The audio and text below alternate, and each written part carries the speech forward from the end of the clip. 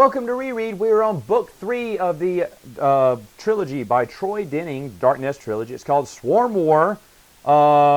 This is where Corran apologizes to Luke for his actions, and Luke calls him a little... He said, Corran, you could be a little bit pompous. I almost gave the book a standing ovation at that point. Anyway, there is hot chocolate. Hot chocolate is mentioned, I believe, in the second one. I forgot to mention that. But hot chocolate comes back just as a joke. Leia gets some of Luke's stash of hot chocolate. We don't know if he's drinking it before or yet. And she fixes some for Alima, as they're eventually going to figure out that she's turned to the dark side. So I forgot hot chocolate is mentioned in this. But I was laughing at Han and Leia because when they were talking to Tenno about why she's keeping the baby private, why she won't let anyone see the baby. And Han goes, oh, maybe the baby's ugly. And Leia goes, yeah, the Happies, you know, they only care about beauty. And so if this has any blemish on the child, then they'll probably think it's imperfect and try to get rid of her. And Han's like, oh, poor kid, you know, poor Tenno, you know, poor baby. Ugly. Can you imagine her? She's so pretty having an ugly baby. I'm like, oh, yeah. They think the baby's ugly. They don't know that it's Jason's. And I love it. It made me laugh several times. This whole trilogy made me laugh for the right reasons, too. Luke and Mara have dinner with Raynar Thol's mom. This is the part I told you about where she brings in the R2-D2. But it's a great scene because she's talking. She bought out the restaurant that Cal Omas loves and refuses to give him a reservation because of his aggressive tactics toward her son. Or, you know, even though it's not her son. She knows that Luke is going on a mission to kill Raynar, and she's just trying to talk to him like, he's my son. You know, he's still my son.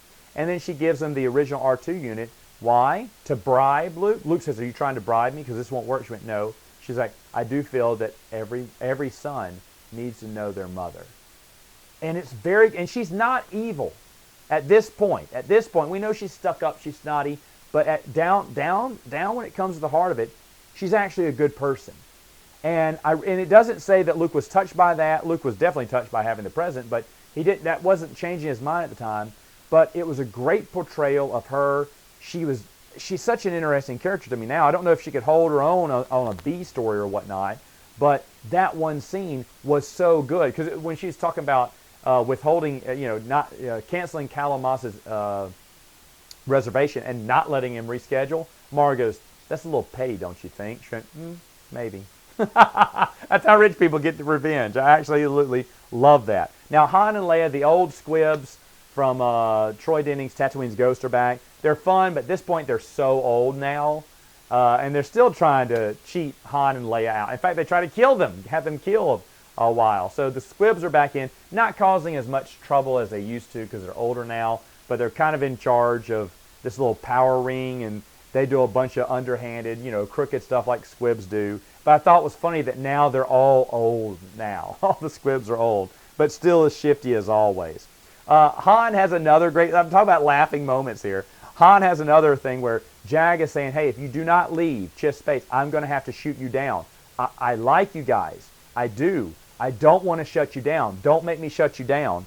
And Han just, he said, okay, I'm going to have to open fire. He went, that's okay, kid. I always like Kip better. And he flips off the comm. And Leia goes, what? He went, Han's like, I had to say something to him. And no, I like Jag fine. I know Kip's too old for Jaina. But I love that cut down. I'm going to use that on one of my girls, Their ex-boyfriend comes up to me. Oh, it's okay. I like the other guy better. I can see that happening. Absolutely lovely. Lomi Plo is in this. Of course, they're going to kill her off. I think Wilkes already did at this point. I think he died in the previous book. But Lomi Plo hides behind the Jedi's doubt and fear. And Jason and Luke tries to fight her, but then she disappears. He doesn't know how she got away.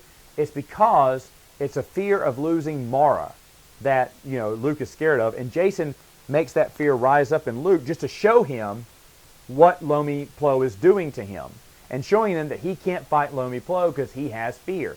And so Luke must overcome that fear and able to see her so she won't go invisible and escape. It's not that Lomi Plo is more powerful than Luke. She just has a way to get out easily. She has an easy escape. And Jason has to show he has to teach Luke something. I'm not opposed to this because we know where Jason's storyline is going with this. But at this point, man, I was on a high. I was a big Jason fan. I always wanted to be powerful. And now that he seems to be the most powerful Jedi of them all, when I first read this, I was like, yeah, I can take that. I'm fine with that. Now, Leia eventually ends up battling Al-Mirar, who is eaten by a plant and drugged down to the earth on the planet. And, of course, you think this is the end for her, but it's not. She's going to come back later on, I'm pretty sure. I haven't read those yet, but I'm pretty sure she comes back. Luke easily defeats Lomi Plo. He captures Raynor. I mean, it's just easy. I mean, now he shows that, now that she doesn't have any tricks on him, he easily defeats her. And this time he decides to capture Raynor, not kill him, and bring them back. Because they know they got to pull Raynor out of the Helix, because that's what this and the Dark Jedi are what's driving them into a frenzy. Once they're pulled out, they don't have any force, ability in them, not any aggressive behaviors in the hive. They all go back to being docile and not a threat anymore. And then at the very end, Leia becomes a Jedi Knight. Sabatine tells her she can build her own blade now. She's a Jedi Knight.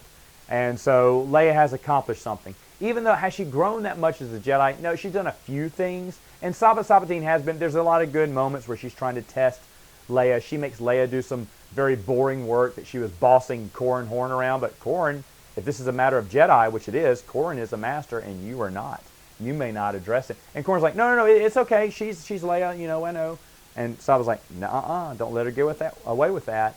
And so Leia has to do some boring grunt work for a change. And, it's just one of those things that Leia has to grow and learn. I wish there's a little bit more with Leia's lessons on how she became a Jedi Knight, but I'm glad that we have a Leia 2.0 now as it comes to the Force. Overall, I enjoyed the Swarm War. I enjoyed the Dark Nest trilogy. I really love it. Now, of course, I love Troy Denning, so of course I'm going to love his trilogy. But I think it was really great, and I'm ready to move on to the next book. See you then.